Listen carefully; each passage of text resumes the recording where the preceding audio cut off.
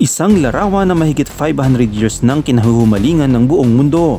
Isang ngiting tila may lihim na hindi lubos maunawaan. Ano nga ba ang sekreto sa likod ng misteryosong ngiti ng Mona Lisa? Ito ang Kaalaman Studios.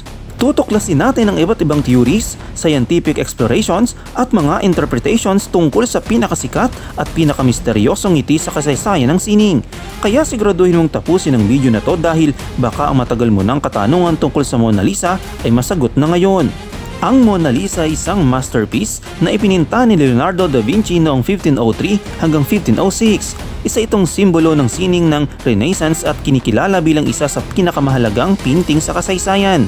Ngunit higit sa lahat, ang dahilan kung bakit ito patuloy na nagpapakiliti sa imahinasyon ng mga tao ay dahil sa kakaibang ngiti ni Mona Lisa. Isang ngiting tila nagbabago depende sa kung paano mo ito tinitingnan. Pero ano nga ba ang ibig sabihin ng ngiting ito? Maligaya ba siya? Malungkot? O may mas malalim na kahulugan ito? May mga teorya tungkol sa misteryosong ngiti ng Mona Lisa. Ang una, ang fumato technique, ang lihim ng ilusyon. Ginamit ni Leonardo da Vinci ang isang teknik na tinatawag na fumato, kung saan ang mga linya sa paligid ng labi at mata ay malambot at parang usok. Dahil dito, nagkakaroon ng ilusyon na nagbabago ang ekspresyon niya depende sa ilaw at kung saan ka nakatingin. Ayon sa ilang eksperto, maaaring ipininta ang Mona Lisa upang ipagdiwang ang pagsilang ng isang anak matapos makaranas ang pagkawala. Ipinapakita nito ang mga magkahalong emosyon ng kaligayahan at lungkot, isang bagay na marami ang makaka-relate. Pinaniniwala ang modelo ng Mona Lisa ay si Lisa Gherardini, isang babaeng mula sa Florence. May mga dokumentadong nagsasaad na nagkaroon siya ng 6 na anak. 2 rito ay maagang namatay. Kaya ang ngiti niya raw ay isang simbolo ng pagdadalamhati na nakatago sa likod ng isang mapayapang ekspresyon. May mga siyentipikong pagsusuri ang ginawa sa ngiti ng Mona Lisa.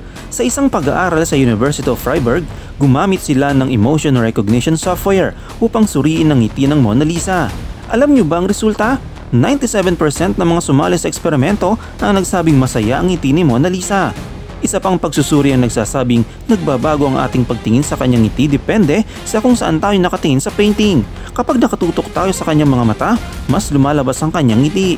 Ngunit kapag direkta tayong nakatingin sa kanyang labi, parang naglalaho ito. Dahil dito, tila may buhay ang Mona Lisa, isang ilusyon na nagawa ni Leonardo da Vinci gamit ang kanyang husay sa sining at agham. Bakit nga ba patuloy tayong nahuhumaling sa ngiti ng Mona Lisa? Ang Mona Lisa ay hindi lang isang simpleng painting. Ito ay isang simbolo ng sining, misteryo at emosyon na patuloy na bumabighani sa mundo. Naging inspirasyon ito sa maraming artist, manunulat at pelikula. Sa digital age, bahagi na rin ito ng pop culture at memes. At marahil, isa ito sa mga dahilan kung bakit kahit daan-daang taon na ang lumipas, hindi pa rin natin matukoy ang tunay na lihim sa likod ng kanyang ngiti. I-comment mo sa baba at pag-usapan natin.